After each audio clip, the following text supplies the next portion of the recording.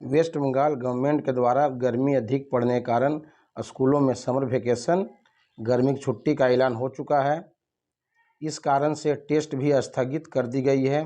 इसलिए मैं सभी स्टूडेंट तथा उनके गार्जियन सभी भाई बहनों के लिए कुछ ज्ञानवर्धक कहानियाँ लाया हूँ। आप सभी इस कहानी को देखें, समझें और कमेंट करें। देखिए, कहानी का शीर्षक है परिवार और माँ की कहानी। ध्यान समझिएगा और इससे ज्ञान पाइएगा। एक गांव में एक सुखी परिवार रहता था। उस परिवार में 3 भाई और एक बहन थी।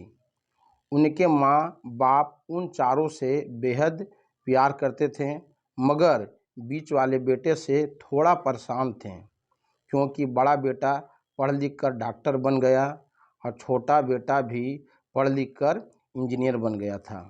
मगर उनका बीच वाला बेटा बिल्कुल गंवार और आवारा ही बनकर रह गया। अब उनके 2 बेटे डॉक्टर और इंजीनियर ने शादी भी कर ली थी और कुछ महीनों के बाद ही उनकी छोटी बेटी की भी एक अच्छे घराने में शादी हो गई थी। मगर बीच वाला बेटा अभी भी कुंवारा ही था, क्योंकि वो बिल्कुल अनपढ़ था और कहीं पर मजदूरी का छोटा सा काम करता था। इसलिए उसे शादी के लिए कोई भी लड़की नहीं मिल रही थी और उसके माँ बाप उससे बहुत परेशान हो चुके थे। अब जब भी उसकी बहन अपने मायके आती तो पहले वो अपने डॉक्टर और इंजीनियर भाइयों से मिलती थी, मगर बीच वाले भाई से वो बहुत कम मिलती थी, क्योंकि वो उसे ज़्यादा पैसे नहीं दे पाता था। लेकिन फिर भी वो अपनी बहन से बहुत प्यार करता था। अब उनके पिताजी की बीच वाले बेटे की शादी किए बिना ही मृत्यु हो गई। उसकी माँ ने सोचा, कहीं अब किसी के मुंह से बंटवारे की बात ना निकले, इसलिए अपने ही गांव की एक सीधी सादी लड़की से अपने गंवार लड़के की शादी करवा दी। शादी होते ही न जाने क्या हुआ, अब उसका अनपढ़ बेटा पूरा मन लगाकर काम करने लगा और पहले से कहीं ज़्यादा मेहनत भी करने लगा। अब तो उसे कोई भी दोस्त बुलाने आता तो वो उसे यही कहता था कि भाई, पहले तो मैं जैसे तैसे अकेला कमा कर खा लेता था, मगर अब मेरी शादी हो गई है तो मुझे अपनी पत्नी के लिए भी कमाना पड़ता है और कल को आने वाले बच्चों के लिए भी तो कुछ जोड़ना ही पड़ेगा। इसलिए दोस्त, अब मैं तेरे साथ नहीं घूम सकता। यह कहकर उसका गंवार लड़का सीधा अपने काम पर निकल जाता था।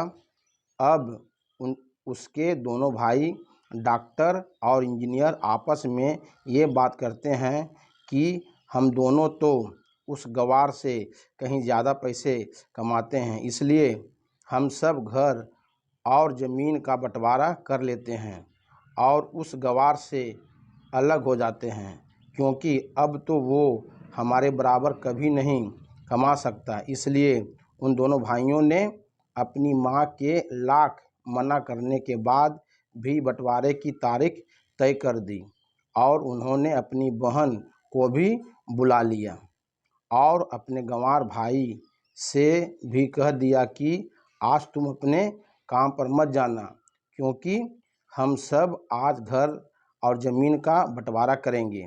उसी वक्त उसकी बहन भी आ जाती है। तभी उसका गंवार भाई कहता है कि तुम बंटवारा कर लो, आप मुझे जो भी देना चाहते हो दे देना, मैं शाम को आकर अंगूठा लगा दूंगा।